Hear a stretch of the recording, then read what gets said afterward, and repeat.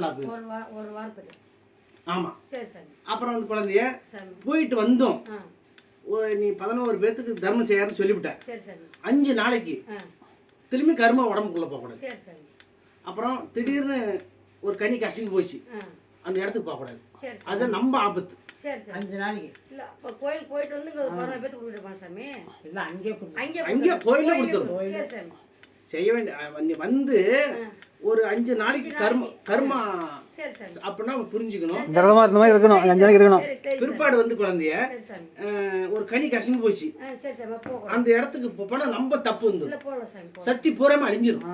நம்ம வீட்டுல 5 நாளைக்கு தெய்வம் வந்துட்டு போயிடும். ஒரு கோயிலுக்கு போனாவே புரியுதா குழந்தைய? முதல் நாள் வரும், 2ஆவது நாள் ஒரு மரத்தில் இருக்கும், 3ஆவது நாள் வந்து பார்க்கும், திரும்பி 3ஆவது நாள் வந்து நம்ம ஒரு ஆலயத்தை வந்து பார்க்கும். நம்ம ஒரு கோயிலுக்கு போயிட்டு வந்தாவே 5 நாளைக்கு ஒரு 1/2 மணிக்கு வரும். புரியுதா தாயே? அது மாதிரி போய் செஞ்சுட்டு வரணும். புரியுதா தாயே? எல்லா கிணத்துலையும் நீராடிவா. புரியுதா குழந்தைய கடல் தண்ணி கொஞ்சம் எடுத்துட்டு வா. 1 லிட்டர் எனக்கு கொண்டாடணும் கோயிலுக்கு. கடல்ல இருக்கிற தண்ணி எனக்கு 1 லிட்டர் கொண்டாடணும். இன்னும் 1 லிட்டர் வீட்டில் கொண்டாந்து வை. அப்புறமேல அது சொல்றேன் நான். புரியுதா தாயே? குழந்தைய போயிட்டு இது மாதிரி செஞ்சுட்டு வா. புரியுதா குழந்தைய? அவன் வந்து பரிகாரம் சொல்லியிருந்தாலும் சரி சொன்னாலும் சரி, ஆனா சாதம் சொல்லத்துல கரெக்ட் தான். புரியுதா குழந்தைய? இவ்வளவு நாள் லேட் ஆகுதுன்ட்டு அவர் சொன்னாரு. ரொம்ப வயசானவர் தான் சொல்றது தப்பா நினைச்சாம கோயிலுக்கு இந்த கோயிலுக்கு போயிட்டு வா. போயிட்டு வந்துட்டு அப்புறம் வந்து குலதெய்வத்துக்கு போயிட்டு வா.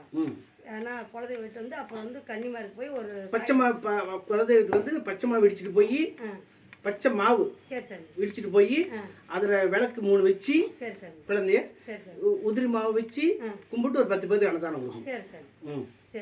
அவ்வளவுதான். கன்னிமாருக்கு 7 கன்னிமாரி இருப்பாங்க. அந்த 7க்குமே கட்டணும். ஒரு ஆள் கட்டி ஒரு ஆள் விடக்கூடாது. 7மே 7 பாவாடை எடுத்து 7 கன்னிமாருமே கட்டிக்கணும்.